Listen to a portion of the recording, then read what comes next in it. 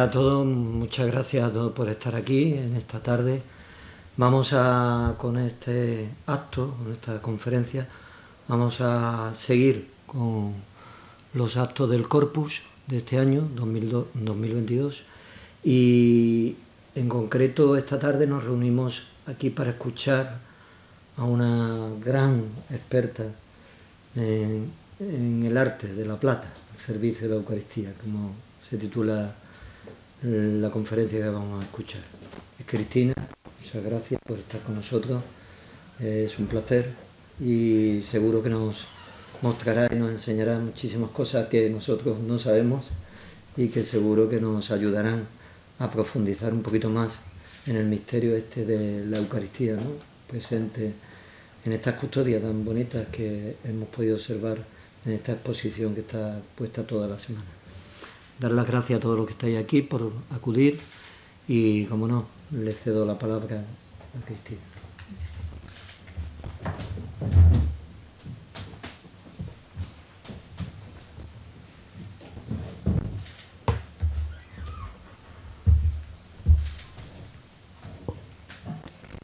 Bueno, pues buenas tardes a todos. En primer lugar, quería agradecer su asistencia al reverendo padre arcipreste, a los miembros de la Corporación Municipal, al señor presidente del Consejo de Hermandades, a la señora priora y hermanos mayores, a los miembros de la Comisión Pro Corpus y a los medios de comunicación que han tenido a bien el estar hoy aquí con nosotros. Y, por supuesto, también dar las gracias al resto de personas que han querido asistir a esta conferencia que hemos planteado con motivo de la organización de esta muestra de Panis Vitae y que hemos titulado El arte de la plata al servicio de la Eucaristía, piezas destacadas en la ciudad de San Fernando. Este año, como novedad, dentro de los actos con motivo de la celebración del Corpus, se nos planteó, tanto a Juan Guerrero como a mí, la oportunidad de organizar esta pequeña muestra, cuya finalidad no es otra que la de dar a conocer a todos los vecinos de San Fernando y a todo el que lo desee parte de nuestro patrimonio más desconocido, donde va a tener un papel protagonista aquellas piezas relacionadas con la Eucaristía. Estas piezas, pues muchas veces por su funcionalidad, pasan totalmente desapercibidas y otras veces, pues por su valía, su antigüedad, permanecen bajo llave sin que nadie tenga la oportunidad de admirarlas. Y yo creo que es aquí donde radica principalmente el interés de esta muestra. Tras varias reuniones y siempre con el deseo de que esto se siga repitiendo a lo largo del tiempo, a lo largo de los años, acordamos que en esta ocasión íbamos a centrarnos principalmente en piezas de platería y más concretamente en custodias de manos u ostensorios, de ahí que la mayor parte de las piezas expuestas pertenezcan a esta única tipología. Y en segundo lugar, y con la intención de que valoremos un poquito más todas esas piezas que hemos traído, pues acordamos también, como comentaba anteriormente, ofrecer esta pequeña charla donde vamos a dar a conocer de manera muy general la historia de la platería en San Fernando a lo largo de los siglos y pues también vamos a intentar contextualizar de alguna manera cada una de las obras que forman parte de Panis Vitae. Bueno, pues vamos a comenzar hablando sobre los orígenes litúrgicos, los orígenes del culto litúrgico en nuestra ciudad. Yo creo que todo el mundo conoce, o por lo menos ha oído hablar alguna vez, sobre la capilla de Santa María, que ya desde el siglo XIV se ubicaba en el primitivo castillo de San Romualdo y que con el tiempo terminó erigiéndose como parroquia de la villa entre los siglos XVII y XVIII. Bien, pues aquí donde debemos ubicar este origen del culto litúrgico y posteriormente pasaría a otros templos, como por ejemplo la desaparecida y desconocida iglesia de San Pedro de Extramuros, o la iglesia del convento de los Carmelitas, que si bien es cierto, la iglesia actual no se consagra hasta 1733, ya existía una capilla anterior con su correspondiente sacristía. Debemos saber que, bueno, aunque es lógico creer que las primeras piezas de carácter litúrgico llegarían a esta zona con la introducción del culto cristiano, la verdad es que no hay ningún tipo de documento que nos hable de este tema. Sí es cierto que debemos por el tamaño de esta primitiva capilla, que no fueron muchas las piezas que se atesoraron en los primeros siglos. Posiblemente se tratarían de piezas de diario, sin ningún tipo de esorno, y que pues, muchas veces carecerían incluso de valor artístico. Ya va a ser a finales del 17 o principios del 18 cuando sí vamos a empezar a encontrar información relativa a este tema. ¿Por qué? Pues por dos cuestiones principalmente. En primer lugar, porque en 1655 la capilla de Santa María alcanza ya el rango de parroquia. Y por otro lado, hay que tener en cuenta que en la capital gaditana, muy cerquita de aquí, ya se comienza a vislumbrar ese auge económico que alcanzaría la ciudad muy poquito tiempo después. El resultado de esto sería que muchos vecinos de esta localidad, la mayoría de ellos gaditanos, con casa de recreo en esta villa, va a comenzar a dotar poco a poco a esta parroquia de todo lo necesario para que el culto pudiera celebrarse. Esto lo demuestra, por ejemplo, esta primera página de un libro de cuentas que se conserva en el archivo de la Iglesia Mayor y donde, bueno, sabemos que se redacta muy a principios del siglo XVIII, y vamos a ver un listado de limosnas, ¿no?, de donaciones, donde vamos a ver pues todo tipo de objetos: palias, cálices, casullas, decoración para la cortina del sagrario, vino para misas, etc. Centrándonos exclusivamente en el tema de la platería, tenemos que decir que es muy poco lo que se va a conservar de esta época. De hecho, solamente podemos hablar de este cáliz que pertenece a la comunidad carmelita y que, según el padre Fray Juan Dobado, en su obra El Carmen de San Fernando, se debió adquirir en los primeros años de la presencia de la Orden en la isla de León. Evidentemente esta pieza no forma parte de nuestra exposición, pero os la muestro para que veáis lo que comentábamos hace un momento. Fijaos cómo es una pieza de bajo presupuesto, sin ningún tipo de esorno, y que se utilizaría para el culto diario. Realmente el hecho de que no se hayan conservado piezas de este periodo no es nada extraño. Hay que tener en cuenta que entre los siglos XVII y XVIII era muy frecuente el fundir este tipo de obras cuando se consideraban totalmente inservibles o directamente cuando pasaban de moda. Se fundía y esa plata resultante se utilizaban para hacer nuevas piezas. Repito, esto era muy usual, y si consultamos libros de cuenta de parroquias, de conventos, vemos que esto era algo que estaba totalmente a la orden del día.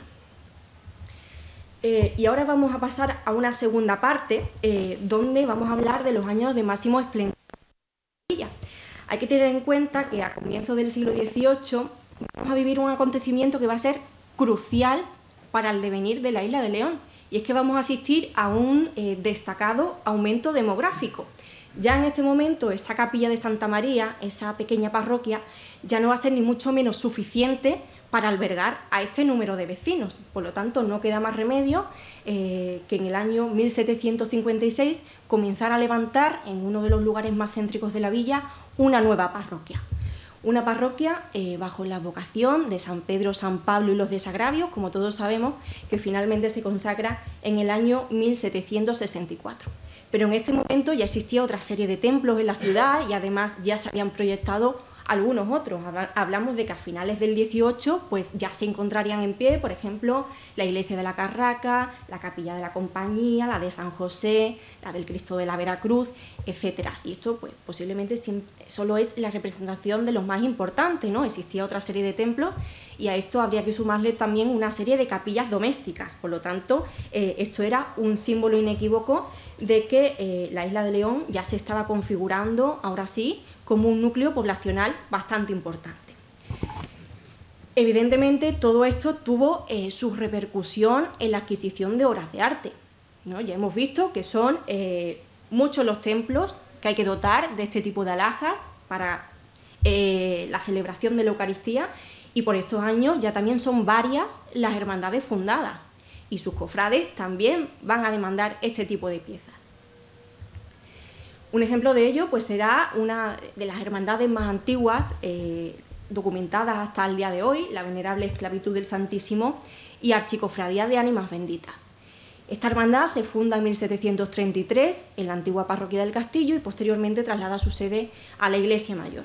Y bueno, pues entre las muchas finalidades que tenía esta hermandad encontramos la de celebrar una fiesta al Santísimo el domingo siguiente a la octava de Corpus, Sus hermanos también se encargaban de acompañar todo el tiempo a Jesús sacramentado cuando era colocado en el monumento del Jueves y Viernes Santo, y sus cofrades también a lo largo de la vida de esta congregación se encargaron de la búsqueda de limosna para contribuir al culto divino.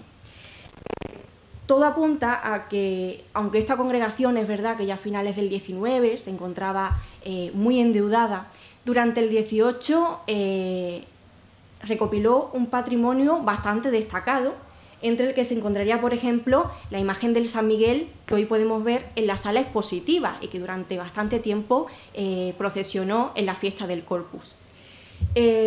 También sabemos que esta congregación atesoró un buen número de piezas de plata labrada destinadas al culto. No en vano sabemos que esta congregación durante mucho tiempo asumió la enorme responsabilidad de fomentar en San Fernando el culto a Jesús sacramentado, ¿no? Tenemos que tener en cuenta que la festividad del Corpus, tal y como la entendemos hoy en día, aquí es bastante tardía. De hecho, yo creo que las primeras menciones datan de 1770, es decir, ya a finales del 18. En cualquier caso, es verdad que esto es un tema que todavía está bastante poco tratado. Otro hecho crucial que acontece en estos años es que en 1766 la isla de León ya es considerada un municipio independiente de Cádiz, y esto va a favorecer, entre otras cosas, la creación de entidades propias, como por ejemplo los gremios. Años antes, teniendo en cuenta el bajo número de habitantes que había en la ciudad y que muchos pues, habitaban aquí solamente de manera estacional, era absurdo contar con este tipo de congregaciones, de artistas, de artesanos, ya que no existía un público al que poder ofrecer sus productos. Imaginamos que en un primer momento estas piezas llegarían directamente de la capital, un lugar cercano, donde los gremios ya estaban totalmente asentados desde hacía siglos y donde encontrábamos ya importantes artistas en todos los campos. Y en el caso de La Plata, pues sabemos también que hay casos llegados de otros lugares, como por ejemplo Córdoba, ¿no? Ya sabemos que Córdoba es una ciudad que siempre ha contado con muchísima fama dentro de este arte y sobre todo a partir del siglo XVIII sus productos llegarían pues, a todos los puntos geográficos. En la isla de León, las primeras referencias relativas a los gremios van a aparecer ya en las primeras actas de cabildo. Por ejemplo, el 7 de febrero de 1769, Félix de Acosta, artista platero, solicita establecerse en la villa. Lamentablemente, la poca información que conservamos de este primer platero documentados es su testamento. Un testamento fechado en 1796 que se conserva en el Archivo Histórico Provincial de Cádiz y que tristemente se encuentra en este estado. Aún así, hemos conseguido rescatar algunos datos de su vida a lo largo de estos folios, como por ejemplo sabemos que solicitó ser enterrado con el hábito de San Francisco de Asís en el convento de los padres carmelitas descalzos. Sabemos también que concibió varios hijos legítimos, no sabemos exactamente cuántos, porque solamente alcanzamos a leer 3 nombres, Juan, Francisco y Ana María. También vemos cómo hace referencia a su propio oficio, ya que se presenta a sí mismo como profesor y maestro de platería. Y además, entre esos folios podemos intuir un inventario donde hemos visto bastante piezas de plata labrada, así como herramientas propias de su oficio, así que podemos intuir que tuvo una carrera bastante próspera. Y por último, y esto me parece un dato bastante interesante, es que Félix de Acosta solicita que se venda parte de sus bienes y que una cuarta parte se le entregue al padre presidente del hospicio de San Francisco para que se le compre a la Virgen de los Remedios una serie de alhajas que necesita. Por si alguien no lo sabe, la Virgen de los Remedios fue la primitiva titular del hospicio franciscano. Así que fijaos qué dato más curioso. Vale, pues aparte de ese primer platero documentado, también hemos logrado rescatar algunos nombres de otros plateros que sabemos trabajaron en la isla de León entre los siglos XVIII y XIX, como puede ser Alonso Macías, Manuel Cardo o Francisco Sánchez Aguilar. pero nosotros creemos que el más prolífico de todos fue Mateo Poch, quien ocupó el cargo de platero de la nueva parroquia durante muchísimo tiempo. De la misma manera que las catedrales disponían de artistas a su cargo para todo tipo de encargos y reparaciones, nuestra parroquia, la Iglesia Mayor, en sus primeros años también contó con este privilegio. No vamos a entrar en detalles biográficos de estos artistas, porque eso merecería una conferencia aparte.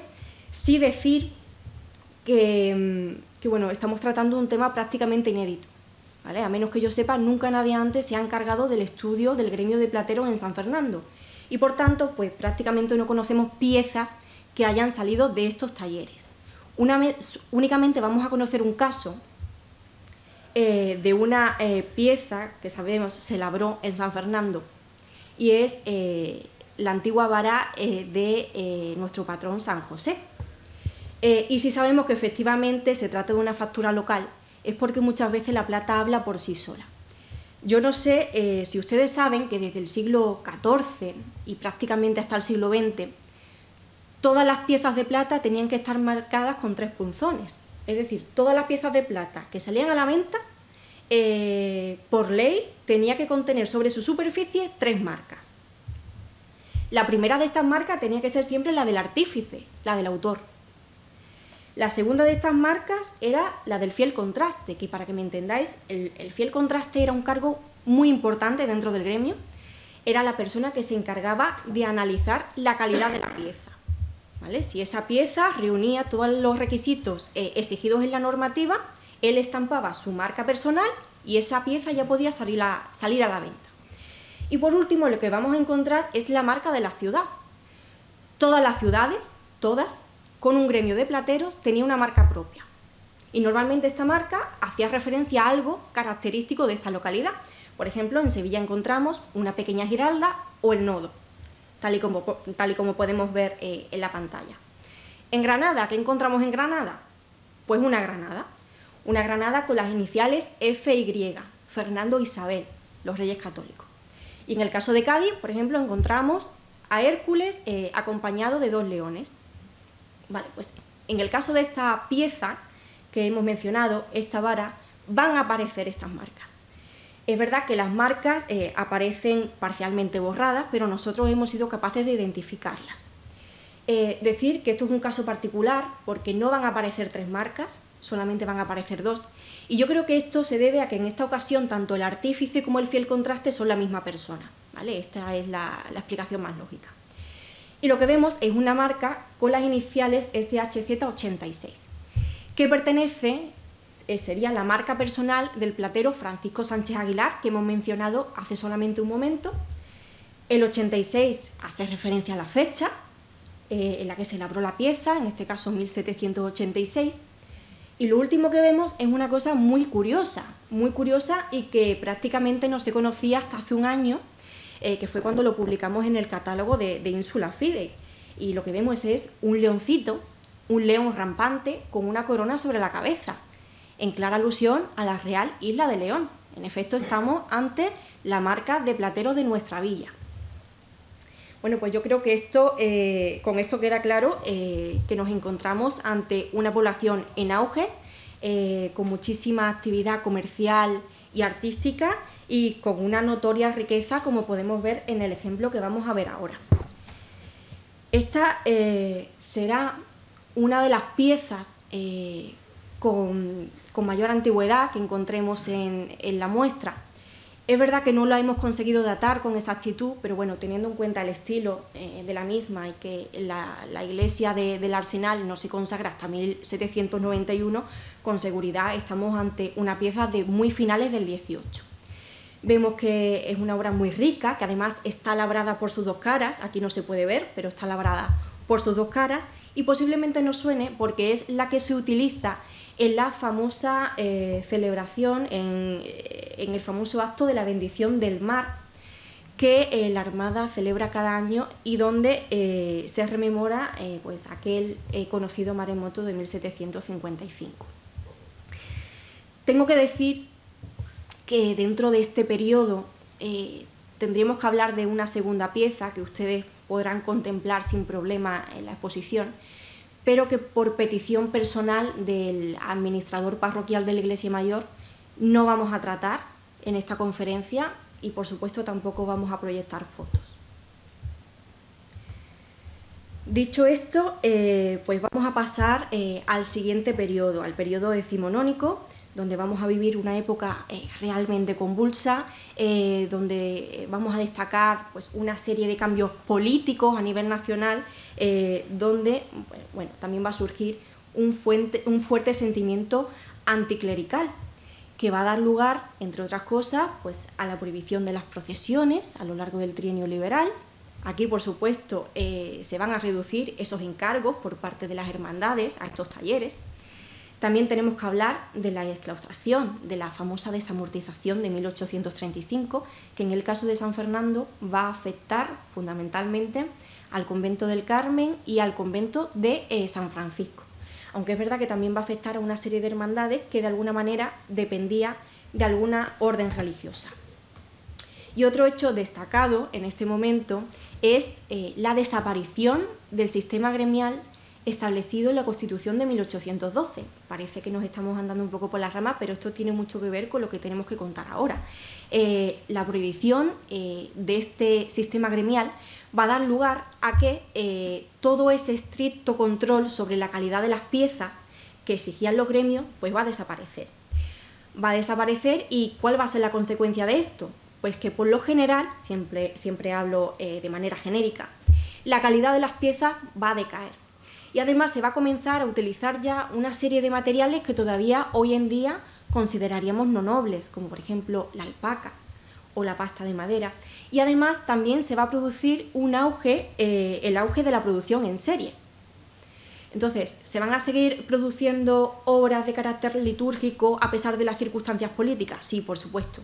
Pero serán principalmente funcionales y en muchas ocasiones pues difícilmente lo podríamos tildar de obra de arte. A pesar de todo esto, tenemos que reconocer que San Fernando no salió del todo mal parada de estas circunstancias. Es verdad que no conservamos muchas piezas de esta época, pero sí que podemos ver grandes ejemplos de talla, de bordado y, por supuesto, también de piezas de plata. Y aquí os traigo la que, a mi parecer, es una de las custodias más interesantes de la muestra. Aquí esto demuestra que las obras en plata, aparte de ser objetos funcionales, objetos de decoración, en ocasiones también son importantes fuentes históricas.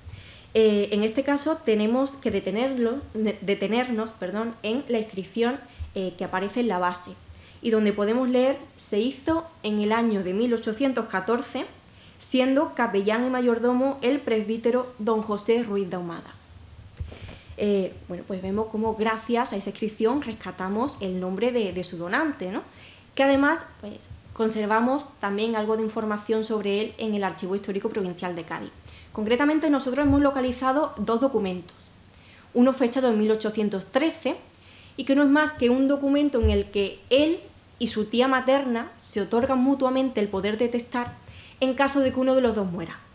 Aquí es verdad que no vamos a encontrar gran información biográfica de este sacerdote, pero sí vamos a ver cómo, que fue natural de Cádiz, nació en Cádiz, y que en este año, 1813, es decir, solamente un año antes de la donación de esta custodia, contaba con 38 años de edad.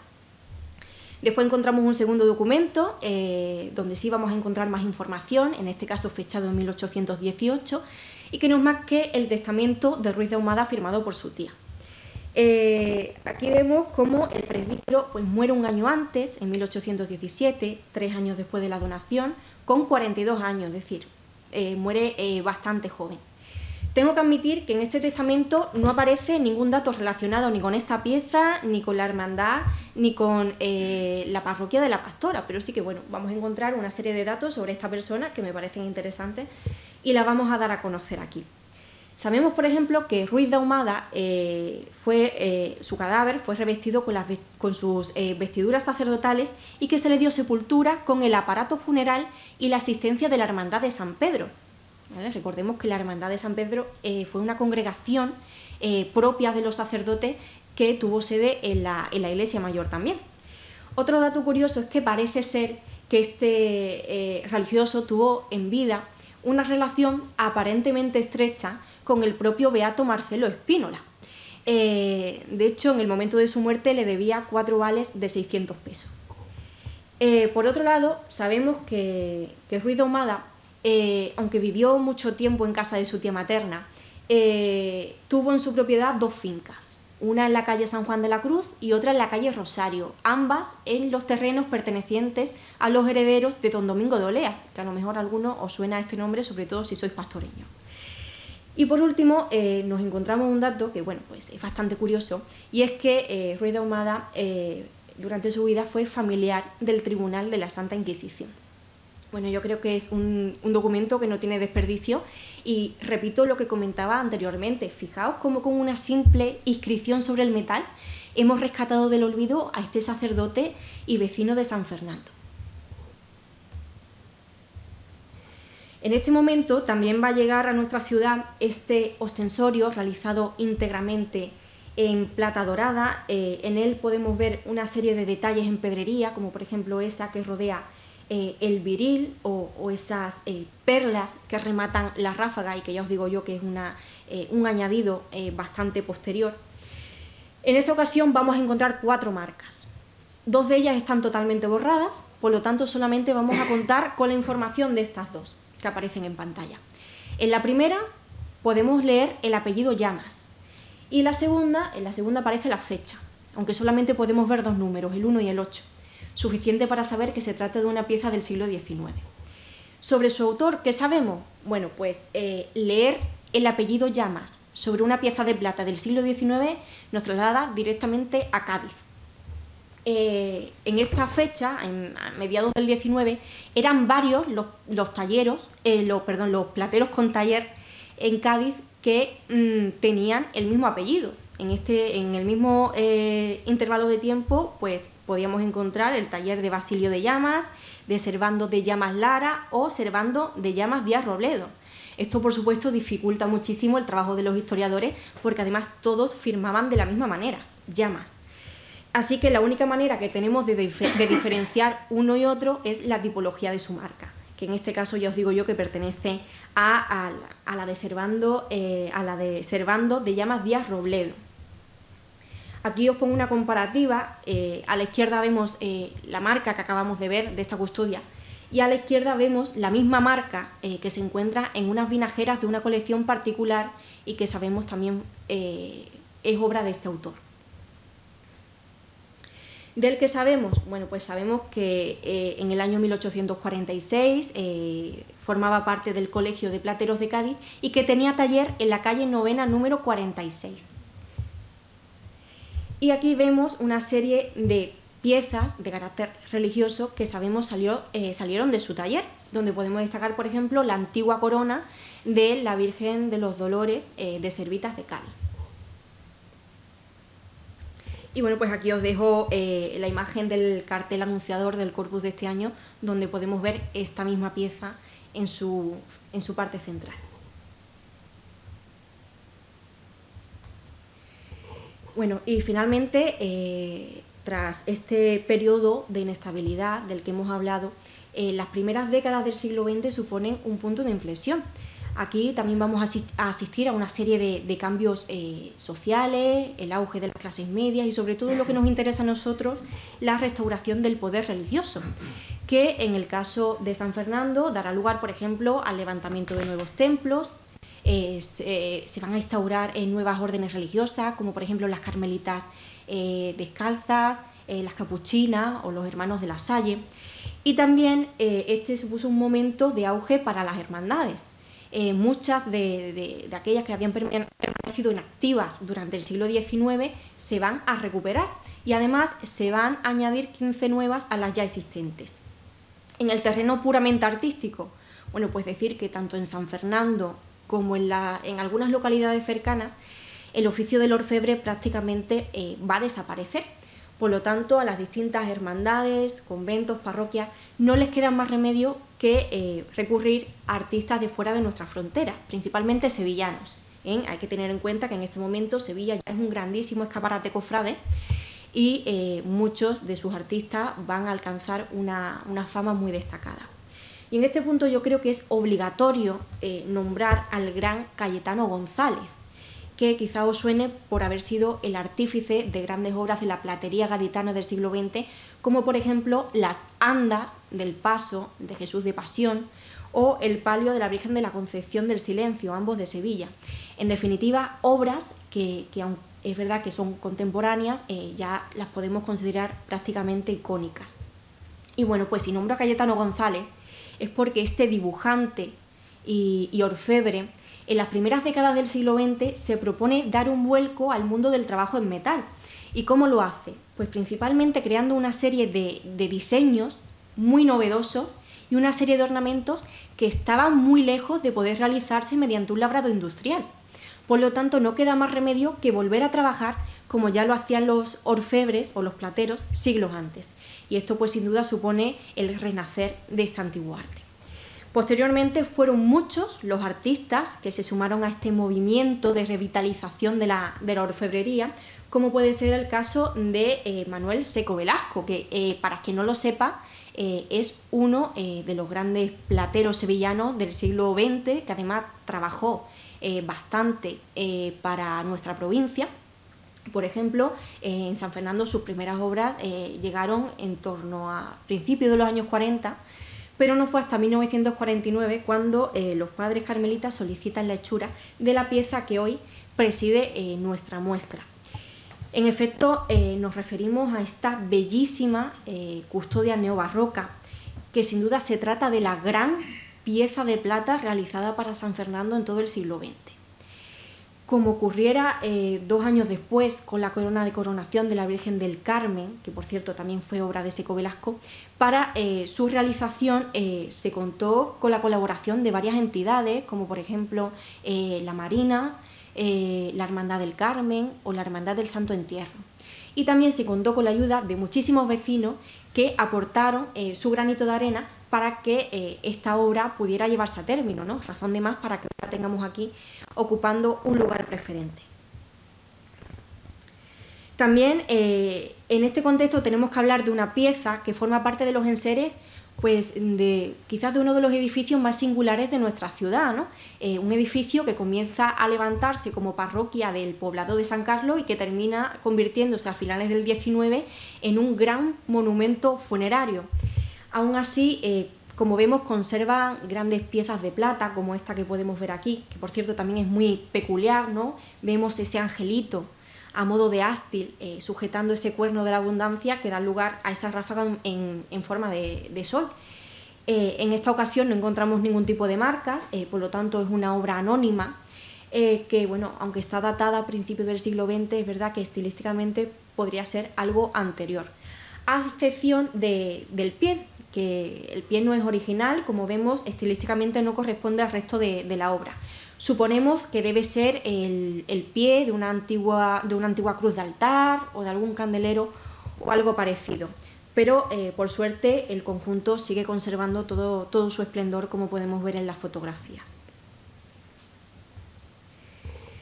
Y a continuación vamos a hacer referencia a esta custodia, una custodia de mediados del 20. Ahí volvemos a ver fotos de detalle, vemos esa iconografía eucarística, vemos esos racimitos de uva, el trigo, destaca en su base la representación de los 4 evangelistas, pero bueno, es verdad que en esta ocasión, más que de valía artística, yo creo que tenemos que hablar más del valor intrínseco de la pieza, ¿no? No hay que olvidar que esta custodia pertenece a la única congregación femenina que permanece activa en la actualidad en nuestra ciudad, y no debemos pasar por alto que esta obra llegaría a la comunidad en el momento de su fundación o quizás poco tiempo después. En cualquier caso, tenemos que considerarlo prácticamente una reliquia porque ante esta misma custodia veneraba al Santísimo la propia hermana Cristina. Aquí podemos ver también una custodia perteneciente a la parroquia del Santo Cristo. Vemos que es algo muy diferente a lo que ya hemos visto anteriormente, ya que presenta pues, un aspecto algo más contemporáneo. Destaca también de nuevo ese pie decorado a base de lo que parecen amatistas y cuarzos citrinos de gran tamaño. Y a nosotros también nos llama especialmente atención el tema del marcaje. Vemos que este sistema de marcaje no es el mismo que hemos visto hace un momento y que se estuvo utilizando en toda Europa pues prácticamente 600 años, ¿no? Ahora va a aparecer un nuevo sistema de marcaje, vamos a ver una numeración 916 que hace referencia a la ley de la plata, ¿vale? Esto nos informa que se trata de una pieza de plata de ley. Y en el centro vemos una marca cuadrada con unos tallos y unas flores flanqueadas por la letra T y A, y que es la marca de los talleres de arte Granda. Unos talleres que se fundaron en 1891 en Alcalá de Henares y que fue su fundador el especialista en arte sacro Félix Granda.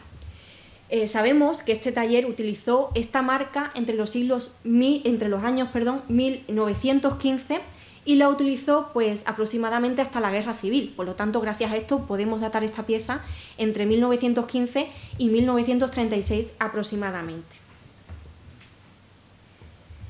Y por último, ya para concluir, tenemos que hablar de la única pieza labrada en nuestro siglo que forma parte de nuestra exposición.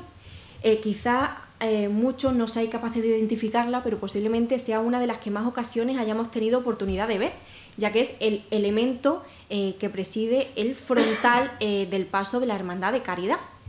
En esta ocasión hemos hecho una excepción, ya que no se trata de un objeto de culto, pero sí que dota de simbología eucarística a esta obra de arte, ¿no? Y si digo obra de arte es porque yo creo que estamos ante uno de los mejores proyectos en plata de ley que se han realizado en San Fernando, incluso a nivel provincial, en las últimas décadas, y eso que todavía está por concluirse. Aquí tenemos la suerte de poder citar al taller también sevillano de los hermanos Delgado. Yo voy a hablar a título personal, pero yo creo que muchos estaréis de acuerdo conmigo si digo que este taller es el culmen de la creatividad y del buen hacer. Entonces, solo por eso esta pieza merecía estar hoy aquí con nosotros y además estamos enormemente agradecidos por ello. Bueno, pues por mi parte esto es todo.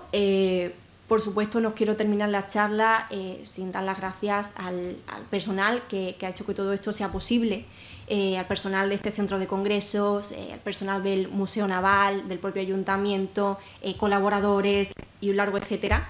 Y por supuesto también dar las gracias a aquellas entidades, tanto religiosas como civiles, que amablemente nos han cedido estas piezas, ¿no? Este tesoro oculto, como decía anteriormente, que por suerte podrá ser contemplado por todos en estos días previos al Corpus Christi. Muchas gracias.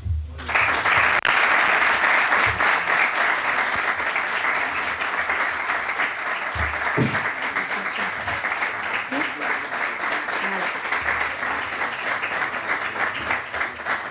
Vale. Bueno, y si alguien tiene alguna pregunta, es el momento. ¿Nada? Bueno, pues si a alguien le da vergüenza, fuera hablamos.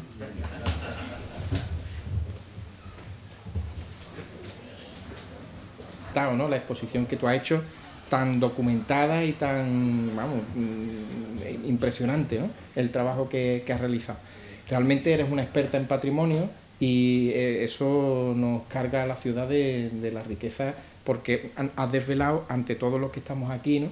Eso que nosotros tenemos guardado y que tanto merece que conozcamos, ¿no? Muchísimas gracias por este trabajo tan excelente, ¿eh? Ha brillado de manera extraordinaria. Quiero también, como no, felicitar al presidente de la Comisión de Corpus, al padre Gonzalo, y, como no, al Consejo de Hermandades, que forma parte de la Comisión de Corpus, así como a todos los miembros de la Comisión que han estado trabajando para que esta exposición y esta conferencia se hayan podido llevar a cabo. Felicitarte a ti como conferenciante y también, bueno, como comisaria de la exposición junto con Juan Guerrero, porque realmente la exposición es muy bonita y merece la pena, ¿no? Espero que sea valorada por los ciudadanos de aquí de San Fernando, que la visiten en el tiempo que esté y nada, sea disfrutado por todos. Nada más, muchas gracias. Muchas gracias por su presencia y clausuramos el acto.